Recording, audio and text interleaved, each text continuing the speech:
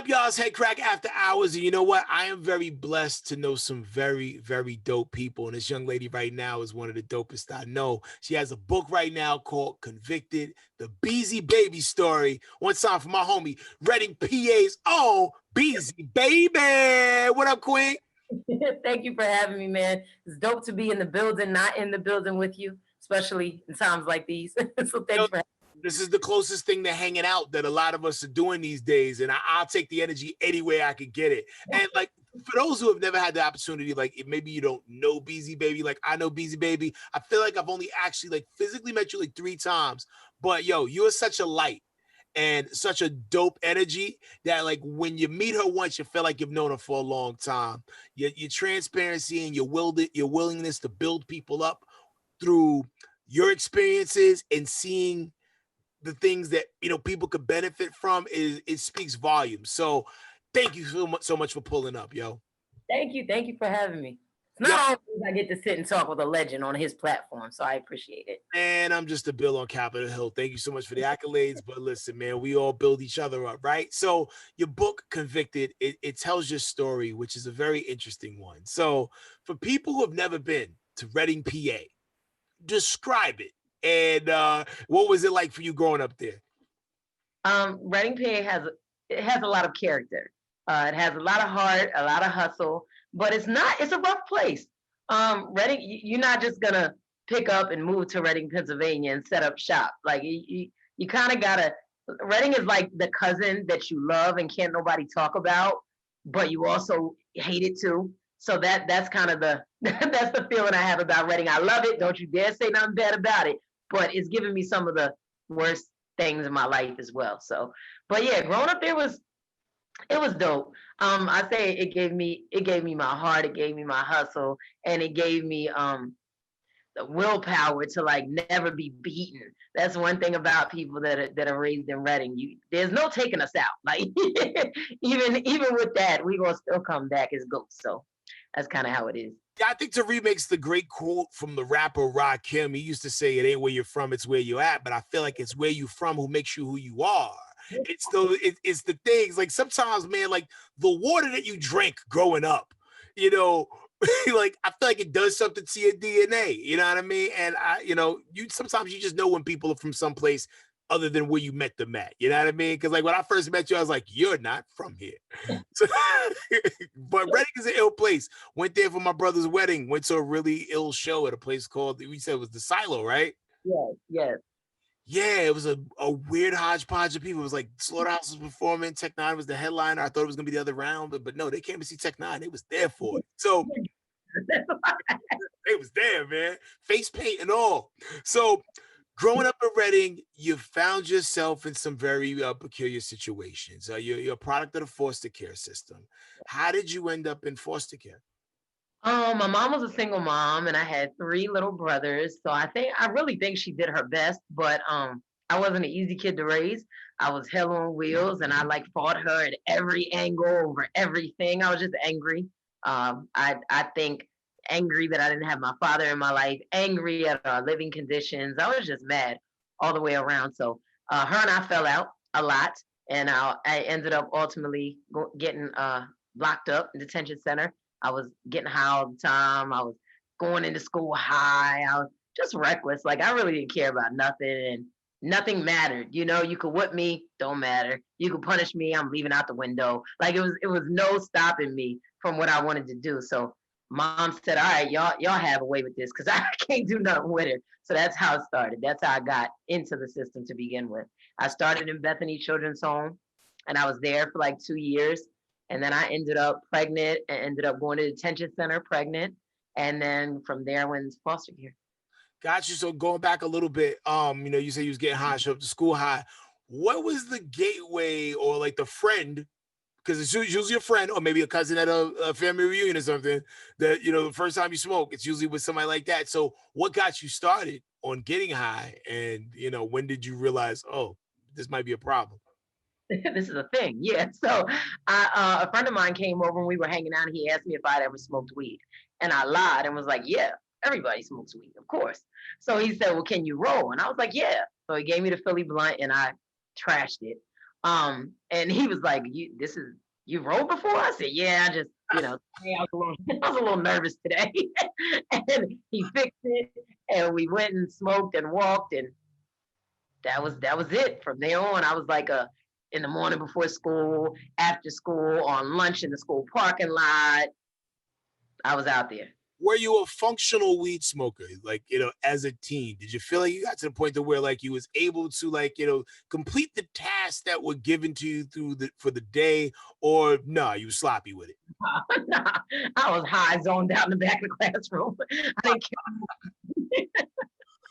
We laugh, but it's not funny. If you're a kid watching it, this shit ain't funny. But No way.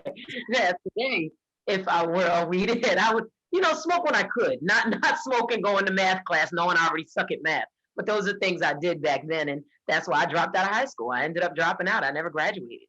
wow. So you're in the foster care system, and it gets to a point where you're about to age out. Now, for people who don't understand what that process is about, or what does it mean, what happens? So my 18th birthday was coming up. It was time for me to leave. The government doesn't get you a house and, get you clothing and pay your bills for a year. It's just time to go. So they gave me some budgeting and financial classes, like a class every Thursday for like 6 weeks or something, which I didn't pay much attention to. And then I moved into my own apartment at 14 South 10th Street in Reading. And I didn't know that my new apartment, my first apartment, used to be a crack spot. So when I was there, I was sitting on the porch one day, and a guy came up and was like, "Yo, you live right there?" I said, "Yeah." He said, "It used to be a trap house." And I was like, "What?" And he showed me in the screen because I was on the first floor, there was a hole. So people would put the crack out the hole in the window, and then you would grab the crack through the window and give the money, all that. So I was like, "Oh, okay." And he started selling. He was hustling on the block. So he was like, "Yeah, that's what I do. That's how I know." And I was like, "Well, I already got the customers. They're used to coming here. This is perfect." Never did I think, like, Biggie said in the 10 Crack Commandments, never sell no work where you rest at. I don't care if they want to out tell them bounce. Me. I was like, no, make money, crack. I sleep here. This is perfect. So that's how I started selling drugs in my first apartment. Your storytelling is so animated, Beasy Baby, that, like, this sounds like the nicest crack dealer ever. Like, hey, I know the spot and I got the clientele. Like, yo, if this was a cartoon, I could. He's a cat. He's a cat. Yeah. Crack selling cat. So this business, endeavor that you go into with the crack selling cat, how long does this last before trouble rears its ugly head? Oh, well, I started with crack. I ended up getting evicted from that house because I wasn't paying my rent. I ended up homeless, and then I ran into a friend of mine that I had partied with, and I didn't have anywhere to go. So I was by myself. My daughter was now like almost 2. She was living with her grandmother, and the guy that I ran into, said I could stay with him for a while. So I was staying with him. No crazy stuff. He didn't try to like have sex with me and nothing crazy, but he did show me how to cook up crack and how to sell it, really, because I wasn't doing it big then. So I would leave his house and walk a block down to hustle on a block where nobody was really at. And while I was there, more people started coming there. And now we got like a squad. That was like a squad of drug dealers. And I got crack and weed, and then somebody else got coke, and then somebody else got, it was like a variety store on the block. So yeah, I did that for a couple years. And then got pregnant again and was still hustling. The hustle kind of never stopped until I ended up getting locked up. And then I just flipped the hustle to legal stuff. So when you get locked up, what led to it? And what was running through your mind, when the heat is on, they throw them cuffs on you? Well, I always had a problem with my temper. I kind of still do. I just have coping mechanisms now, and I've been through some therapy, so I know a little bit better. But I got into an argument with someone at a bar one day, and that argument, after I left, the argument turned into a fight, which turned into a shooting. So I got arrested for solicitation to commit aggravated assault. Well, that's what I got convicted of. I was arrested for conspiracy to attempted murder and 31 other counts. So I got locked up. I did like 2 months, and then I bailed out. And I came home on bail and was like, all right, I got locked up, but that really wasn't my fault. that was other people's fault because they took it too far. So I'ma still hustle. So I kept selling drugs. And the guy that I was dating at the time would sell my weed for me while I was at school. And he would have people over my crib. And one day I walked in and was like, yo, this guy's a snitch. You can't have him here. He was like a thug snitch. So he was selling drugs, he was shooting people, but he was snitching on people at the same time. It was really movie stuff. But either way, when I told him not to have him over the crib, he went and told the guy, hey, I can't hang with you anymore. My girl said you're a snitch, so it's over. And then the guy snitched on us. Oh man, the next thing you know, you got cops at your door. Now, how many years ago was this? I got the attempted murder charge in 2004. The cops kicked out my door in 2005. I went to court for years and I got convicted in 2008. And then came home in 2010. Yeah. Time flies, yo. And Yeah. I mean, because I'm weird like this and charge it to my mind and not my heart. So the guy that snitched on you, is he on Facebook? Like, do you ever like, just like peek in on the lives of these people to see where are they now? I can't. I'm not in a place where I'm able to do stuff like that and still protect my peace and my sanity and not say, hey, why'd you do that?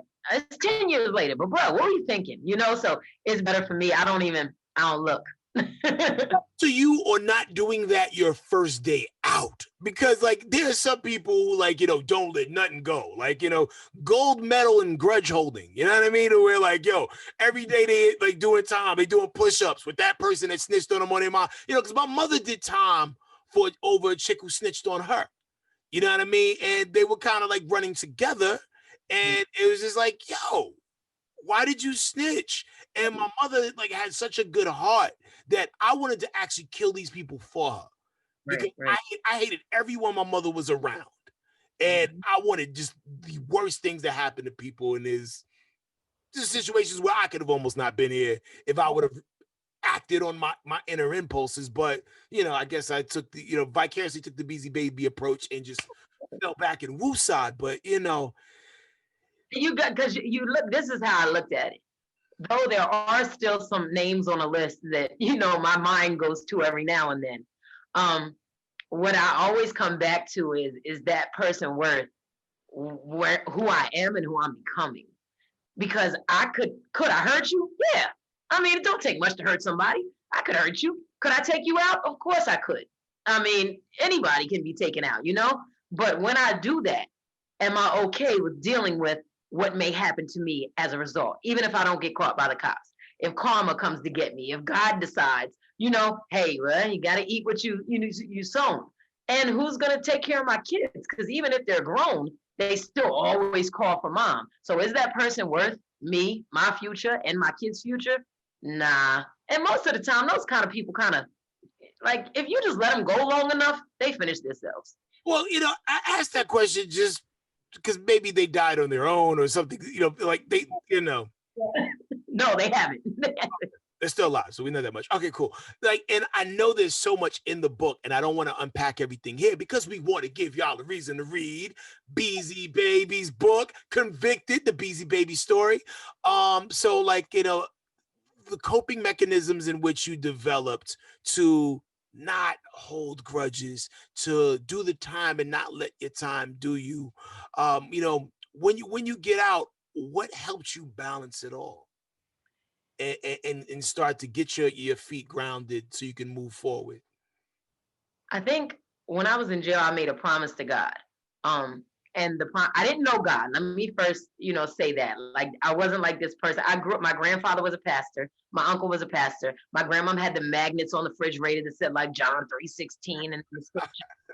It wasn't that I didn't grow up with people speaking about God. I just never believed it because it was like, bro, y'all just need something to believe in, because if there's a God, why this and this and this and this and this happened to me? So it was easy for me to dismiss, the reality of who God was. But when I was in prison, I didn't have nothing else. Like my friends weren't really showing up like they were in the streets. I was like famous in the hood, but I was in jail and I was like, damn, it's been like 3 days, no letters, like my cable's about to get cut off. So I didn't have anything. And I was like, you know what, let me try God. What I got to lose, right?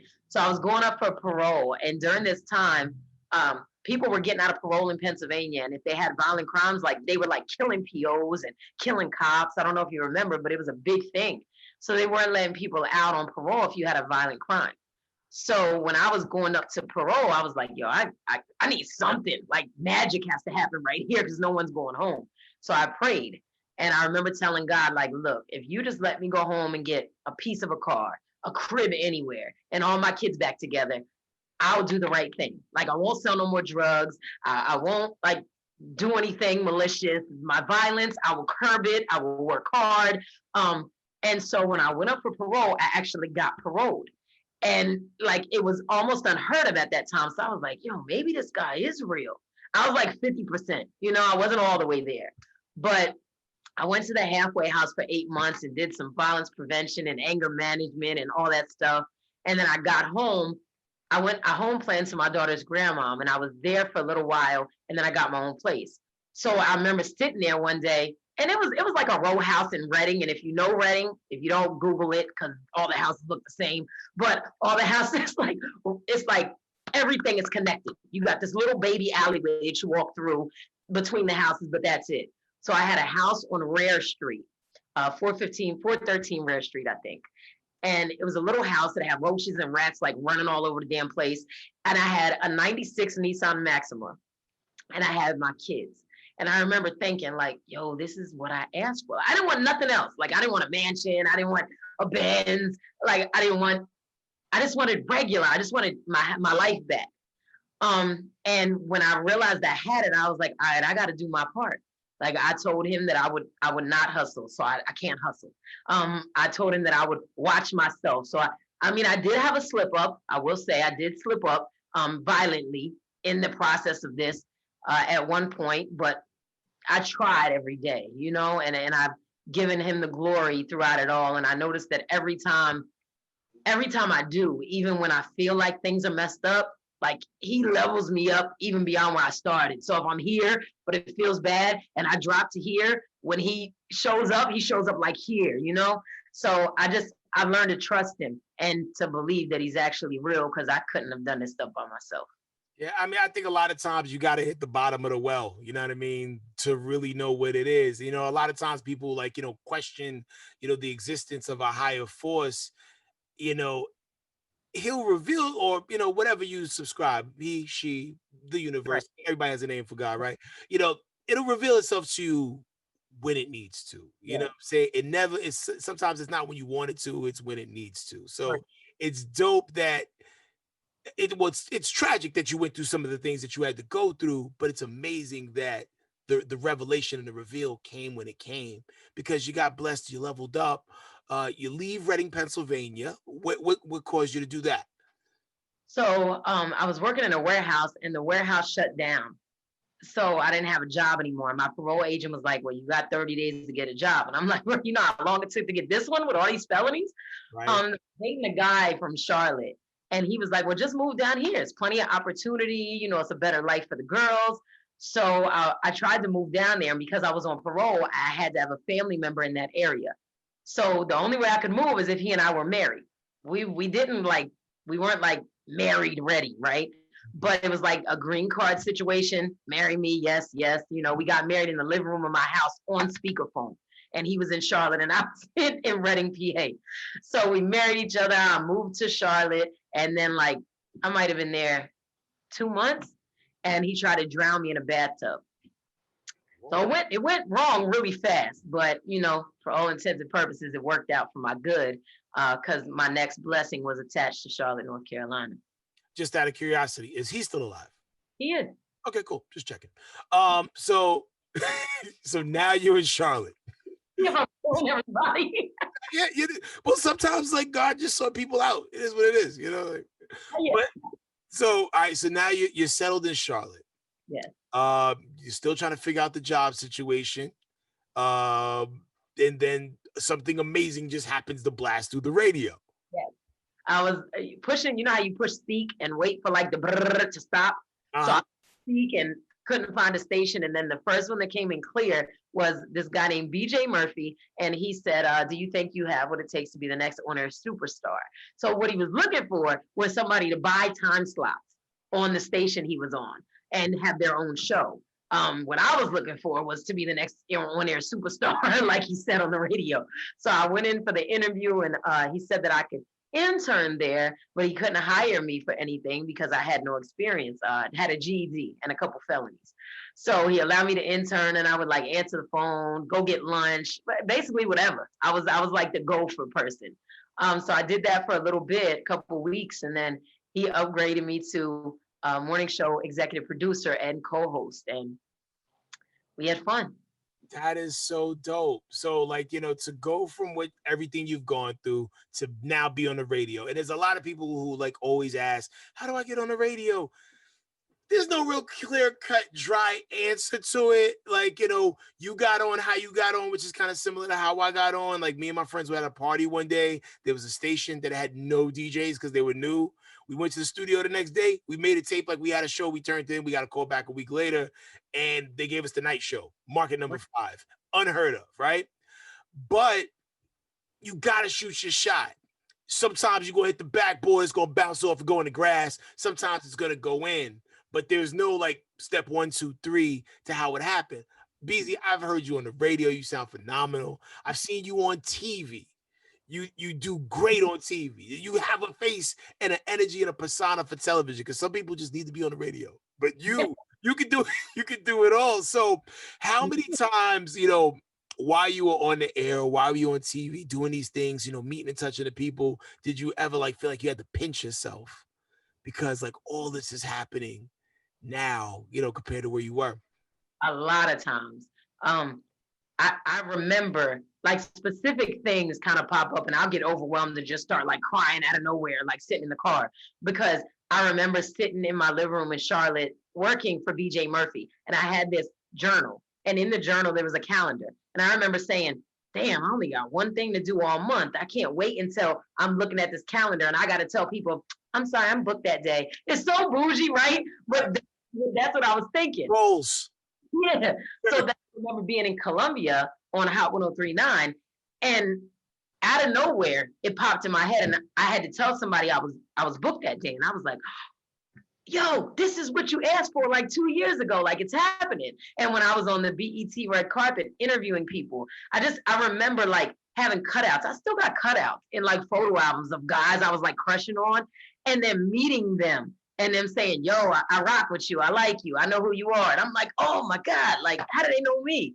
And then you get to the place where you realize everybody's just a human and it's all natural. But yeah, it is very surreal. Even now, like, it's dope that I've been on the radio and TV and that I'm able to help people. But like, I'm already amazed at what's coming.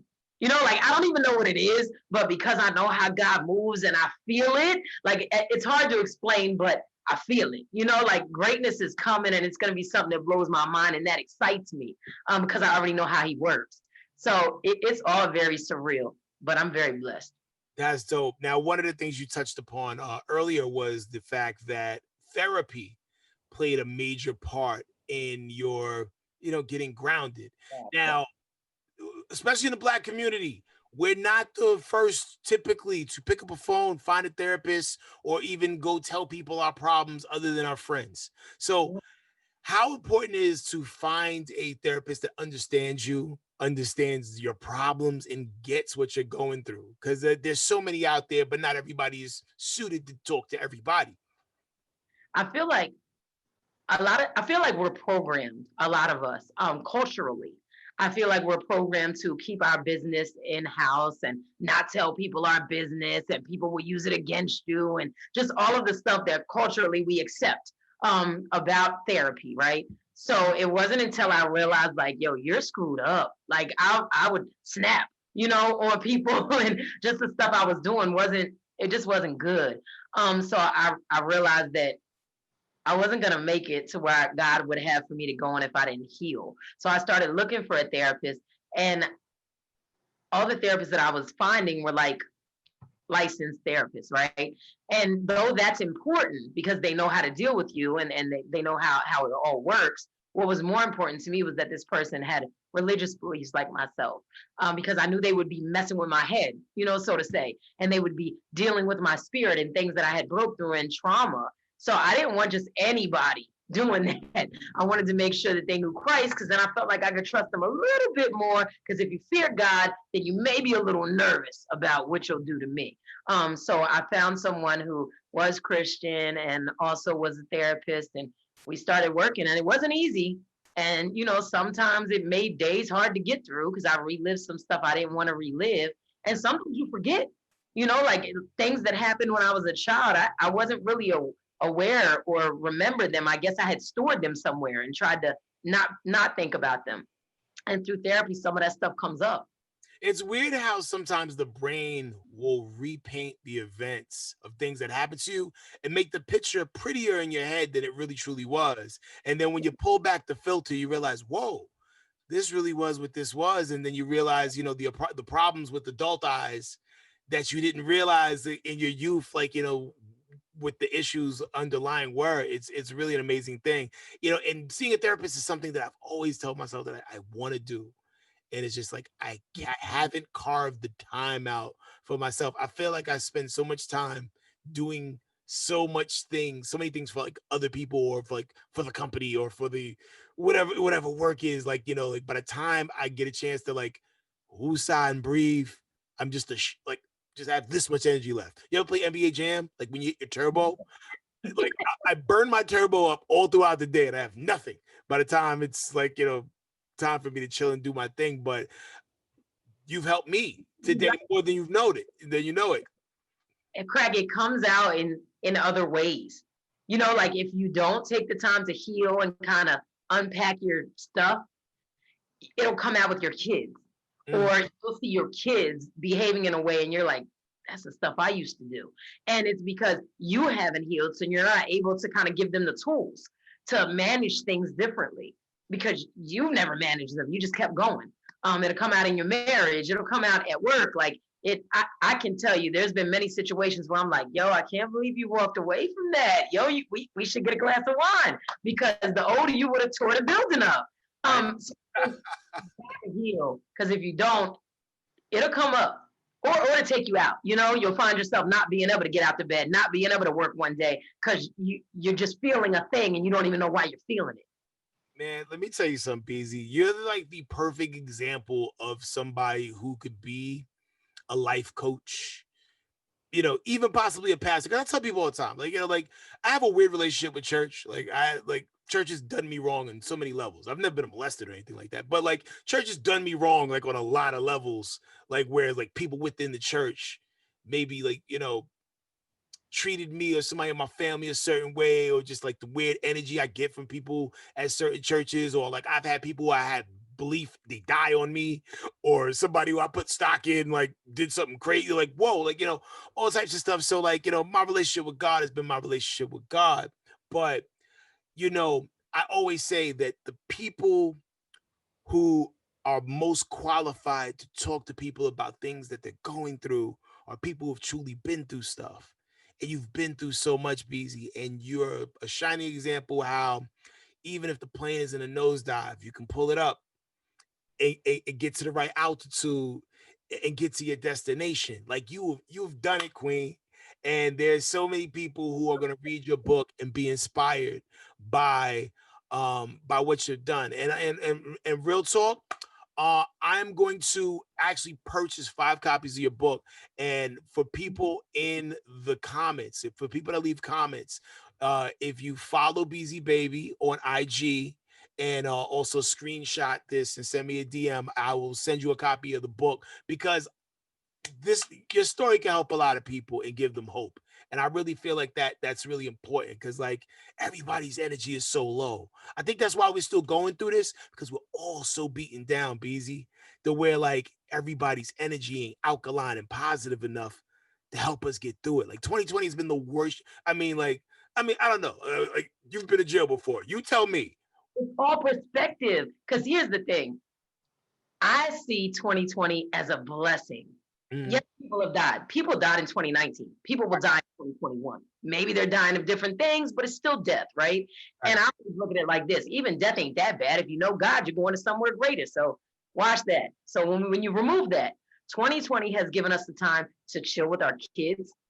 You know how many parents weren't seeing their children because the kids were going to school and going to football and going to soccer, and the parents were working and coming home tired. 2020 said, work from home, school from home. You're getting to know your kids again. People are seeing their spouses that they haven't seen and spent time with in a long time. Like, it's given us a time to reset. So I think the people that are able to look at this and say, yo, this is an opportunity to reset. This is an opportunity to take a walk around the neighborhood because I got time now.